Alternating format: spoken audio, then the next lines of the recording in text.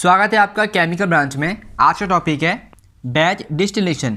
जानकारी के लिए बता दूं, बैच डिस्टिलेशन ऑपरेशन की वो यूनिट है जिसका यूज़ ऐसे लिक्विड मिक्सचर के सेपरेशन के लिए किया जाता है जिसमें सॉलिड क्वांटिटी ज़्यादा होती है। आज की वीडियो में हम इसके बारे में सब कुछ जानने वाले हैं, जैसे कि इसका इंट्रोडक्शन, इसकी वर्किंग प्रोसेस और इसकी रिफ्लेक्स की कंडीशन, और साथ में मैं आपके साथ नोट्स भी शेयर करूँगा। तो चलिए स्टार्ट करते हैं।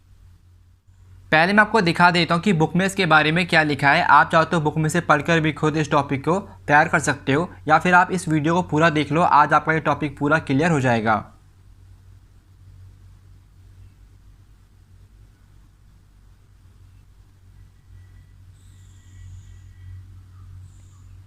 तो यहाँ तक लिखा गया है बैच डिस्टिलेशन के बारे में, और यह है डायग्राम बैच डिस्टिलेशन का। आप वीडियो को पॉज करके इसका स्क्रीनशॉट ले सकते हो।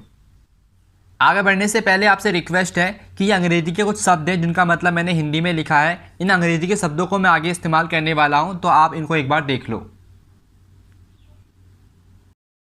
अब हम पूरे टॉपिक को प्रैक्टिकली डायग्राम से समझेंगे। अब आपको वीडियो को बहुत ही ध्यान से देखना है। चलिए स्टार्ट करते हैं। पहले बात कर लेते हैं डायग्राम की। देखिए, इसको कहते हैं कॉलम, और ये होती है कॉलम के अंदर की प्लेटें। इस पूरे कॉलम को कहते हैं फ्रैक्टोनेटिंग कॉलम। और इस कॉलम में क्या होता है, इन प्लेटों में लिक्विड और वेपर का कांटेक्ट होता है, और इसको कहते हैं कंडेंसर। इसमें क्या होता है, इसमें जो वेपर होती है वो लिक्विड के फॉर्म में बदल जाती है, और इसको कहते हैं रीबॉयलर। इसमें क्या होता है, इसमें होती है सेपरेशन की प्रोसेस, और इसको कहते हैं एक्यूमुलेटर, जिसके द्वारा होती है रिफ्लक्स की प्रोसेस। तो पहला पॉइंट यह है, बैच डिस्टिलेशन में एक बार में हम कम लिक्विड मिक्सचर का ही सेपरेशन कर सकते हैं। कहने का मतलब यह है कि एक बार में हम रीबॉयलर में कम लिक्विड मिक्सचर को ही डाल सकते हैं, जिसकी वजह से जो प्रोडक्शन रेट होता है वो भी कम होता है। और दूसरा पॉइंट यह है, बैच डिस्टिलेशन में एक या एक से अधिक अलग अलग कंपोजिशन और क्वालिटी वाले प्रोडक्ट प्राप्त होते हैं। कहने का मतलब यह है, अगर हम रिफ्लक्स की वैल्यू को चेंज करें तो हमको यहाँ पर अलग अलग प्रोडक्ट प्राप्त होंगे जिनकी क्वालिटी भी अलग होगी और जिनका कंपोजिशन भी अलग होगा। और तीसरा पॉइंट यह है, बैच डिस्टिलेशन में हम ऐसे लिक्विड मिक्सचर का सेपरेशन करते हैं जिसमें सॉलिड की क्वांटिटी ज़्यादा होती है। कहने का मतलब यह है, हमारे पास कोई लिक्विड मिक्सचर है जिसमें सॉलिड ज़्यादा है, तो उसके लिए हम इस यूनिट का इस्तेमाल करते हैं। चलिए अब जान लेते हैं इसकी वर्किंग प्रोसेस। सबसे पहले लिक्विड मिक्सचर, जिसको हम फीड भी कहते हैं, उसको भेजते हैं रीबॉयलर में, जिसे केटल भी कहा जाता है। फिर हम रीबॉयलर को स्टीम एनर्जी प्रोवाइड कराते हैं। फिर क्या होता है, लिक्विड मिक्सचर में जिस कंपोनेंट का बॉइलिंग पॉइंट कम होता है, अर्थात जो मोर वोलेटाइल कंपोनेंट होता है, वो लिक्विड से वेपर की फॉर्म में बदल जाता है। अब ये वेपर जाती है फ्रैक्टोनेटिंग कॉलम में, यहाँ से ये पहुँच जाती है कंडेंसर में। अब क्या होता है, जो वेपर होती है वो लिक्विड के फॉर्म में बदल जाती है। फिर वो लिक्विड जाता है एक्यूमुलेटर में। अगर हमारे लिक्विड में गलती से लेस वोलेटाइल कंपोनेंट आ जाता है तो एक्यूमुलेटर उसको वापस कॉलम में भेज देता है। तब यहाँ पर होती है रिफ्लक्स की प्रोसेस। अगर हमारा लिक्विड प्योर है या फिर जैसा हम चाहते हैं वैसा है, तो एक्यूमुलेटर उसको यहाँ से बाहर निकाल लेता है। अब नीचे बचता है लेस वोलेटाइल कंपोनेंट, जो कि ज़्यादातर सॉलिड की फॉर्म में होता है। उसको हम नीचे से निकाल लेते हैं और हमारे लिक्विड मिक्सचर का सेपरेशन हो जाता है।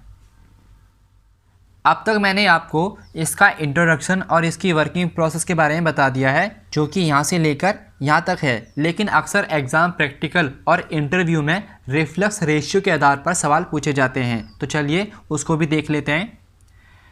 तो रिफ्लक्स की 3 कंडीशन है, 1, 2, 3। चलिए अब इनको हम विस्तार से जान लेते हैं। तो रिफ्लक्स की पहली कंडीशन यह है कि रिफ्लक्स रेशियो वैल्यू को एडजस्ट करना। क्या होता है, जब प्रोसेस शुरू होती है तो शुरू में रिफ्लक्स रेशियो होता है टोटल रिफ्लक्स रेशियो के मोड पे। लेकिन आपको पता है एक समय के बाद जो प्रोडक्ट होता है उसकी क्वालिटी ख़राब होना शुरू हो जाती है। तो क्वालिटी को मेंटेन करने के लिए हमको एक समय के बाद जो रिफ्लक्स रेशियो होता है उसको एडजस्ट करना होता है, मतलब समय समय पर हमको इसको बदलना होता है। और रिफ्लक्स की दूसरी कंडीशन ये है कि रिफ्लक्स रेशियो की वैल्यू को कांस्टेंट रखना। कांस्टेंट मतलब होता है स्थिर, या फिर आप बोल सकते हो एक समान।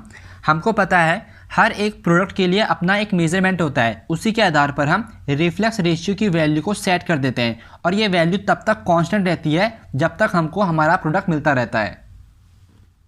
और रिफ्लक्स की तीसरी और आखिरी कंडीशन यह है कि रिफ्लक्स रेशियो को टोटल रिफ्लक्स रेशियो ऑपरेशन के मोड में ऑन रखना और तब तक ऑन रखना जब तक हम डिज़ायर्ड टॉप टेम्परेचर तक ना पहुंच जाए। आसान भाषा में समझें तो हम क्या करते हैं, हम रिफ्लक्स रेशियो को टोटल रिफ्लक्स रेशियो के मोड में ऑन रख देते हैं और ये ऑपरेशन तब तक चलता रहता है जब तक इक्विपमेंट हमको ये नहीं बताता कि अब आपका प्रोडक्ट इससे ज़्यादा अच्छा नहीं हो सकता। जैसे इक्विपमेंट हमको इंडिकेट करता है हम ऑपरेशन को रोक देते हैं और अपने प्रोडक्ट को बाहर निकाल लेते हैं।